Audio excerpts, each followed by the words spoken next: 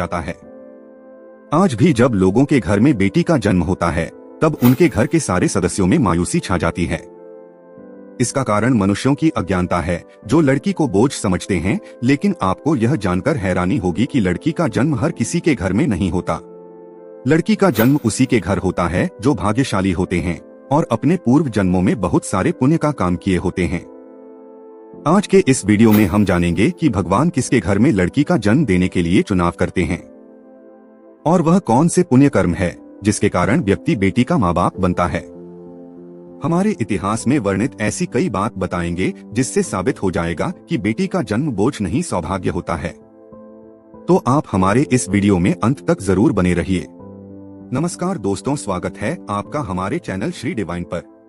महाभारत में वर्णित है कि एक दिन भगवान श्री कृष्ण से अर्जुन पूछते हैं कि हे माधव, किन कर्मों के कारण किसी के घर पुत्री धन की प्राप्ति होती है, अर्थात कैसे घरों में बेटियों का जन्म होता है। तब भगवान श्री कृष्ण अर्जुन से कहते हैं, हे पार्थ, अगर किसी के घर बेटे भाग्य से होते हैं तो बेटियां सौभाग्य से होती हैं। और जो भी स्त्री या पुरुष अपने पूर्व जन्म में बहुत सारा पुण्य कार्य किए होते हैं उन्हें ही एक बेटी के माता पिता होने का सौभाग्य प्राप्त होता है।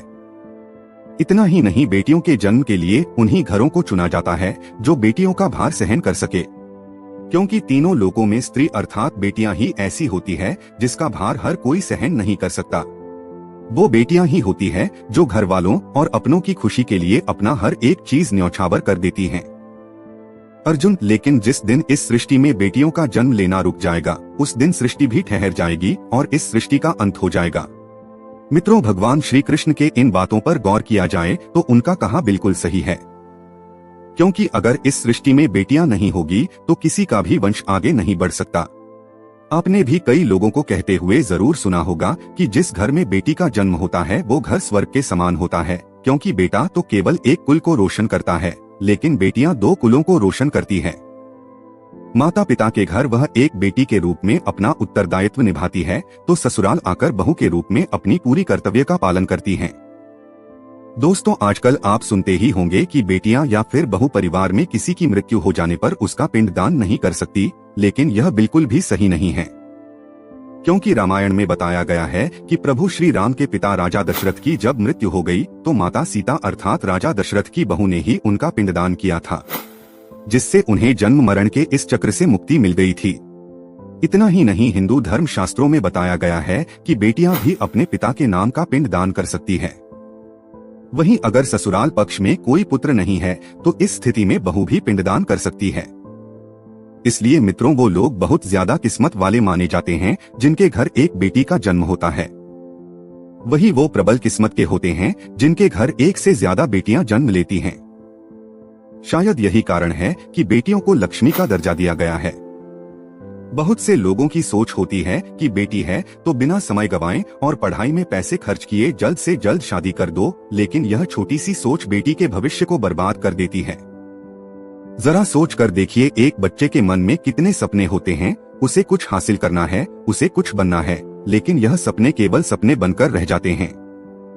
इसलिए अपने बेटियों को सपने पूरे करने देना चाहिए। उन्हें जीवन में हर वो खुशी दे जो उन्हें मिलनी चाहिए। एक बेटे से ज्यादा बेटी हमेशा अपने माता पिता के लिए सोचती है। माता पिता को प्यार और अपनापन केवल बेटी ही दिखा सकती है।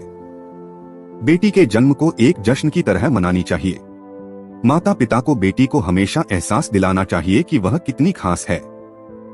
मित्रों, कभी भी बेटी माँ बाप पर बोझ नहीं होती।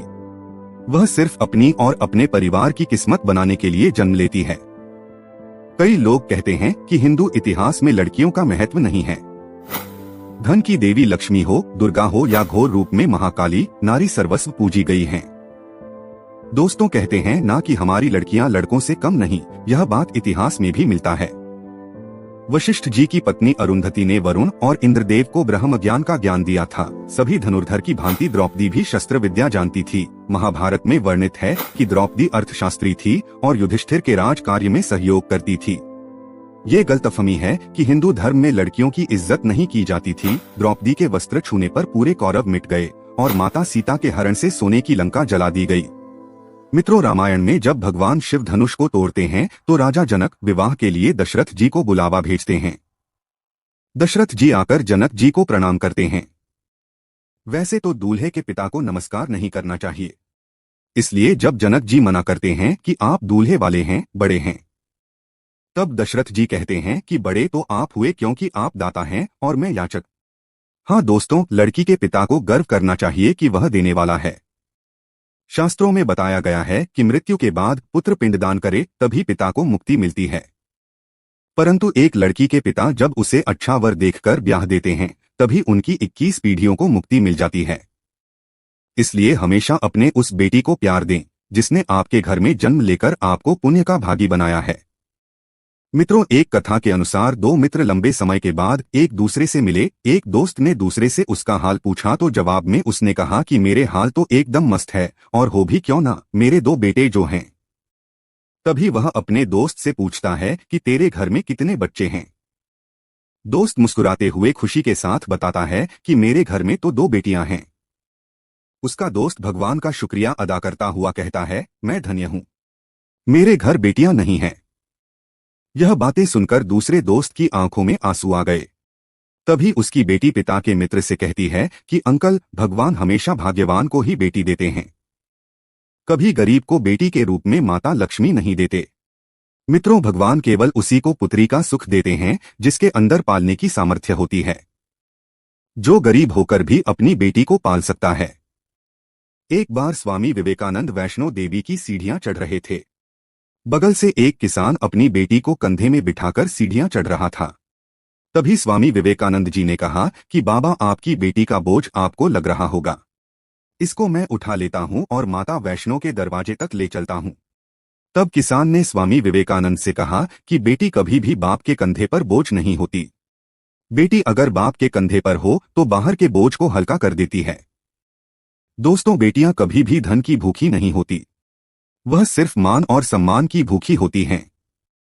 अब आप यह जरूर सोच रहे होंगे कि कौन से कर्म करने के बाद किसी के घर में बेटी जन्म लेती है। गरुड़ पुराण में बताया गया है कि जो मनुष्य सदा ही पुण्य करता है और दान धर्म करता है, उसी को अगले जन्म में स्त्री रत्न पुत्री रूप में प्राप्त होती है। यदि आपकी कोई बेटी नहीं है तो आप किसी सगे संबंधी या किसी गरीब की बेटी को पढ़ाने मदद कर सकते हैं और उसके विवाह करवा सकते हैं, जिससे पूर्ण रूप से पुण्य का फल मिलता है। मित्रों, आज आपने जाना कि बेटी का जन्म किसके घर में होता है और कौन से कर्म करने से बेटी पैदा होती है।